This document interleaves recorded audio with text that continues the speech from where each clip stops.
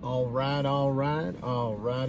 What's going on, everybody? My name is Pete, but you probably already knew that. But in case you didn't, you guys are watching the one and only Paid to Drive and Pay to Drive vlogs, day number 1323, coming at you. Hope you're all having a great one out there. If this is your first time on my channel, first and foremost, welcome. Leave a comment in the chat or the comments down below saying first timer so I can welcome you. But if you've been here before, leave a comment saying before in the chat or the comments down below saying before, like, so I can respond and welcome you back. And if you drive for apps like GrubHub, DoorDash, Uber Eats, or any of the others, you should definitely be subscribed to this channel with all notifications turned on and all that.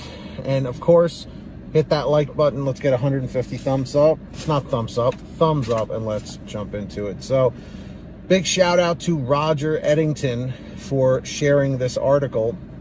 It's a little bit of a lengthy one, but I'll read, a good chunk of it so you get the point. So listen to this. Will permanent fee caps actually reign in delivery apps? Last week, San Francisco's Board of Supervisors, not advisors, voted unanimously to approve a permanent cap on the delivery fees third-party apps like DoorDash and GrubHub are allowing to charge restaurants for each order.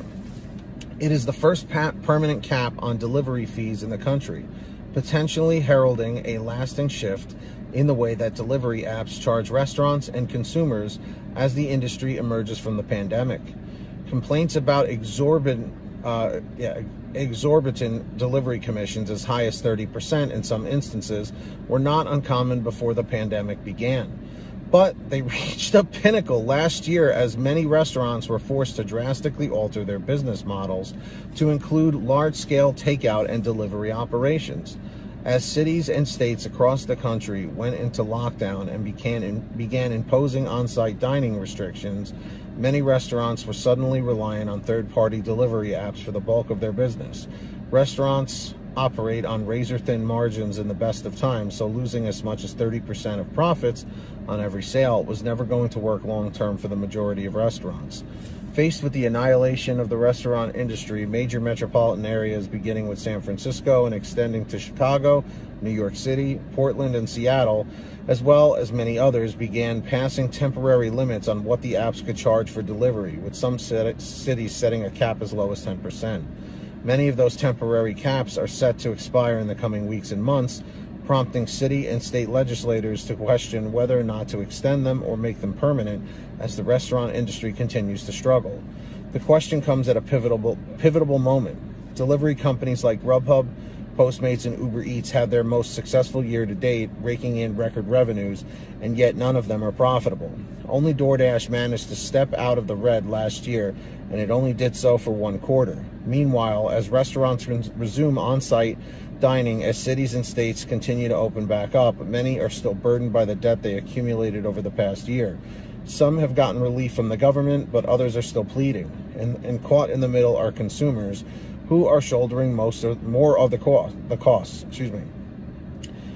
Katie Connors is the advisory board chair with the Independent Restaurant Alliance of Oregon, a nonprofit formed last year to advocate for small restaurants and their workers. She was part of the coalition that convinced lawyers and lawmakers in Portland, Oregon to approve a 10% cap on delivery fees last July. As Portland's temporary restrictions approach their expiration date, she thinks the recent vote in San Francisco creates a path forward for cities in the rest of the country to enact similar legislation. Permanent regulation is going to be absolutely necessary moving forward because these companies are not regulated by anything, says Connors.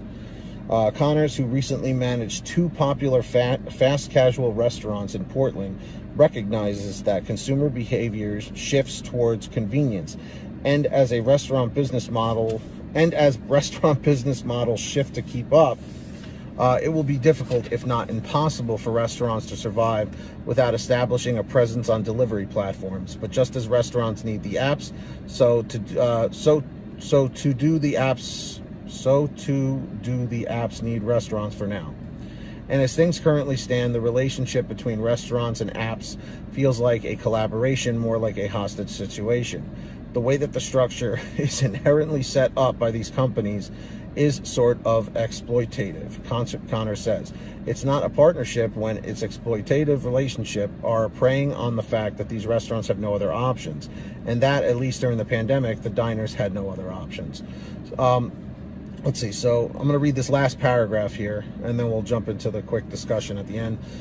In April 2020, San Francisco Mayor London Breed passed an emergency order that put a ceiling on the total fee that third-party delivery apps could charge restaurants, including delivery commissions, credit card fees, and service fees, at 15%.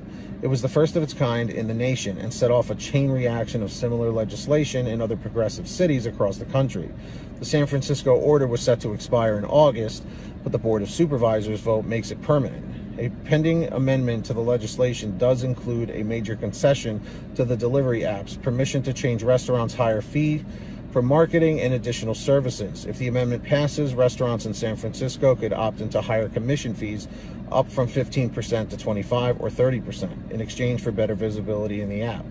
The delivery companies were living on 15% full stop, says Lori Thomas, the executive director of the Golden Gate Restaurant Association. Now they have the ability to add marketing to the bill, so it's kind of a give. So, what do you guys think is going to happen? Do you think that the apps are going to be able to start charging that 25, 30% again?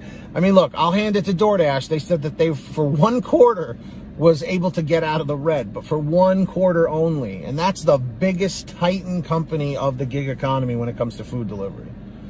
So I hope things get better sooner than later.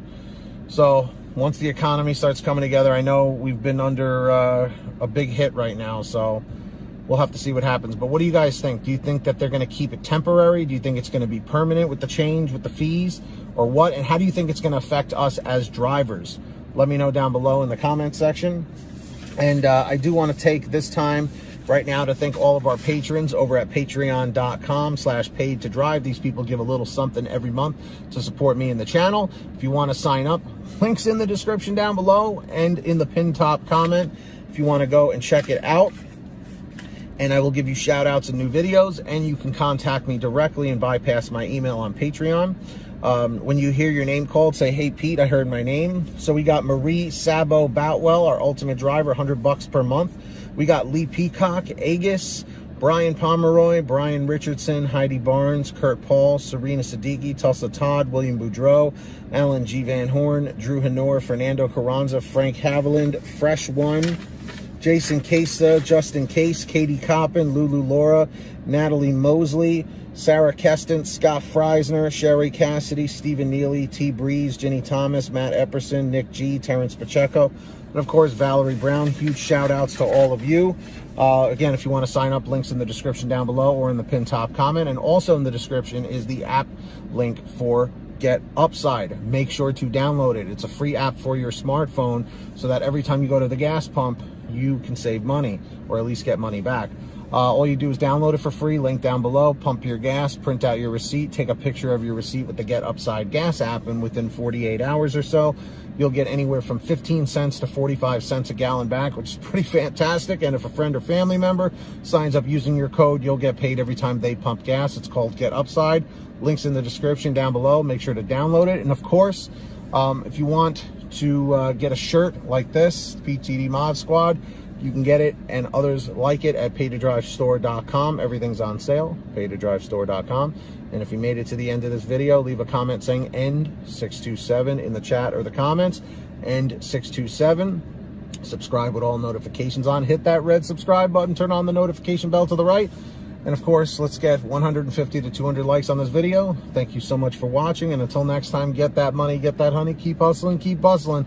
And we'll see you next time right here on Paid to Drive and Paid to Drive Vlogs. Have a good one, everybody. Drive safe, be positive, and we'll see you on the next one. Take care.